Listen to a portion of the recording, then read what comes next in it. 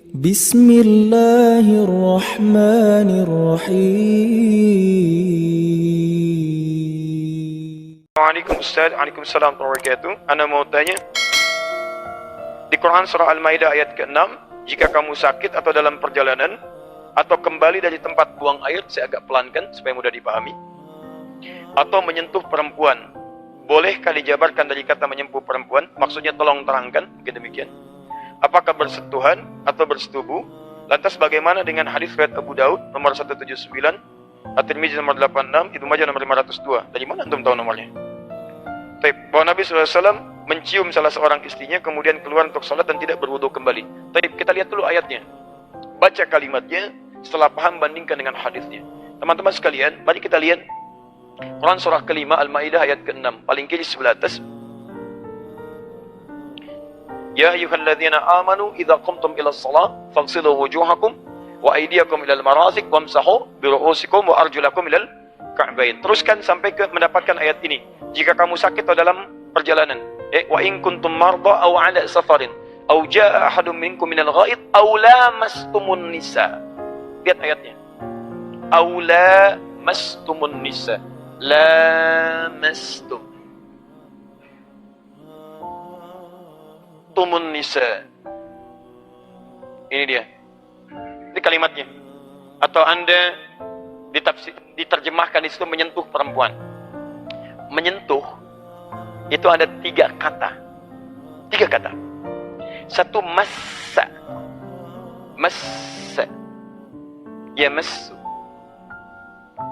Kalimat massa pertama bisa ditemukan di Al-Baqarah ayat 214, paling kanan sebelah bawah.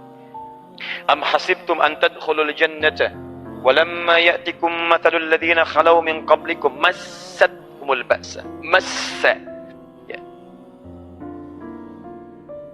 Menyentuh. 2, lamasa. Menyentuh. 3, lamasa. Ini pakai alif. Lamasa. Yulamisu. Lemes. Dia. Ini menyentuh. Baik. Apa bedanya 3 ini? Baik. Yang ini massa, fokus karena ini tidak mudah. Saya beri kitabnya dulu. Saya kasih referensinya supaya bisa dibaca. Kitabnya namanya Al-Furuq Al-Lughawiyah. Kelihatan ini? Belum ya? Saya tulis dulu Mas ya. Saya tulis baru kelihatannya. Al-Furuq Al-Lughawiyah. Karangan siapa? Karangan Abu Hilal Al-Askari. Abu Hilal Al-Askari. Ya. Al-Furuq Al-Lughawiyah ini kitab khusus yang dikarang seorang ulama, gelarnya Abu Hilal Al-Askari, untuk membedakan kalimat-kalimat. Misal, termasuk di Quran, Anda temukan kok bisa 2 lafaz terjemahannya sama. Wahyu pertama turun, Iqra bismi rabbikal ladzi khalaq. Iqra artinya bacalah. Kok bisa ada ayat turun, Utslu ma uhya ilaika minal kitab. Quran surah 29 ayat 45. Di sana Iqra, di sini Utslu. Apa bedanya Iqra dengan Utslu?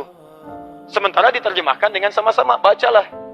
Baik, ada nazala, ada anzala, ada habata. Kenapa ketika Allah katakan kepada Adam, Quran surah kedua ayat 38, Qul nahbitu minha jami'an. Turun kamu semua ke bumi. Turun. Tapi ketika Quran turun, inna anzalna, pakai nazala. Apa beda nazala dengan habata? Ya, apa beda lamasa dengan massa dengan lamasa? Nah, itu kitabnya ini. Kalau massa itu artinya sentuhan yang tidak ada kontak fisik secara langsung. Tapi dampaknya ada ke jiwa. Ya, Anda lihat misalnya acara, tiba-tiba acara itu menampilkan tentang suatu keadaan yang sangat menyedihkan. Misal, mohon maaf ya, ada anak-anak misalnya sedang terkatung-katung di pantai, sedang ditolong. Atau misalnya ada orang kena banjir, atau ada orang kesulitan luar biasa. Tiba-tiba hati Anda kena kesuan dan menangis gitu. Ya, pernah ada suasana itu? Baik, tiba-tiba lihat ada iklan film India gitu kan, macam-macam. Wah, di balik pohon tiba-tiba ada suasana begini begitu gitu kan. Hati Anda ada rasa kegembiraan, ada tawa, ada macam-macam. Pernah seperti itu? Itu massa namanya, sentuhan yang hadir tapi tidak ada kontak langsung dengan bendanya. Ya, maaf. Contoh sesuatu yang membatalkan wudu dengan massa. Anda lihat misalnya tiba-tiba sedang lihat handphone atau di TV ada gambar-gambar.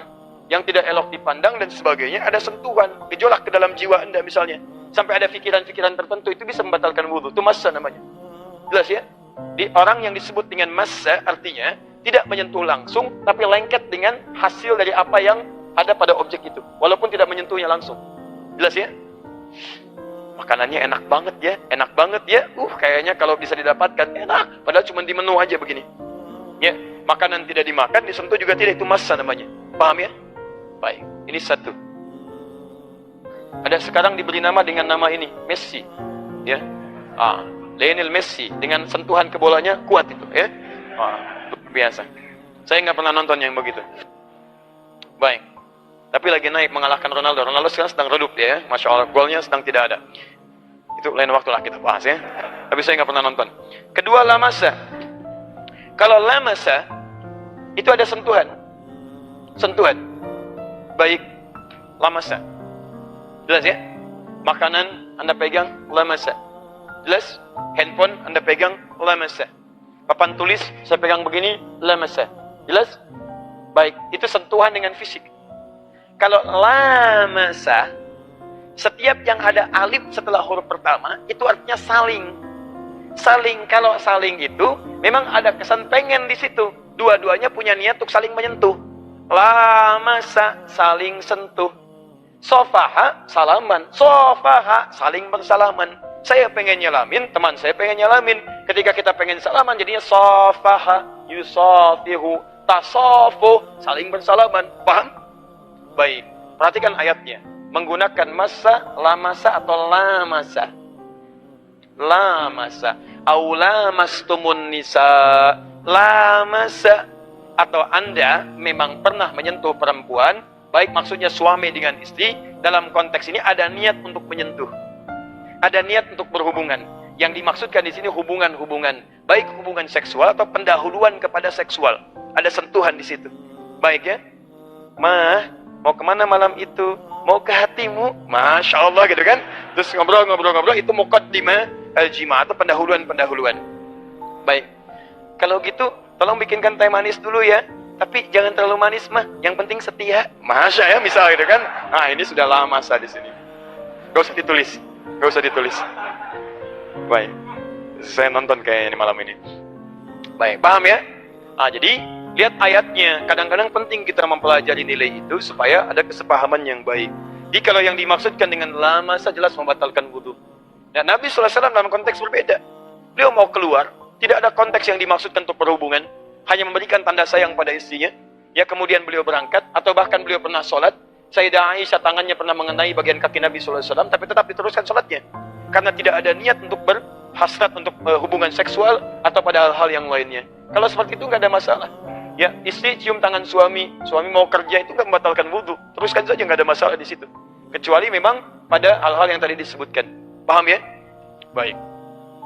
Itu dalam konteks mahram. Kalau bukan mahram beda lagi. Dalam fikih Syafi'i itu ketat. Kalau ada sentuhan, walaupun tidak diniatkan, tapi sentuhan mengenai kulit dengan kulit itu membatalkan wudhu. Dalam mazhab Syafi'i. Ya, kecuali dalam tawaf. Itu ada pengecualian. Misal Anda teman di kantor misalnya kan, dan sudah berwudhu, lewat sentuhan, atau sengaja bersalaman.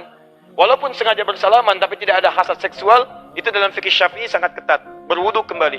Karena memang tidak diniatkan, tapi kadang-kadang memberikan rasa tertentu. Ya, sentuhan, setan masuk dan sebagainya.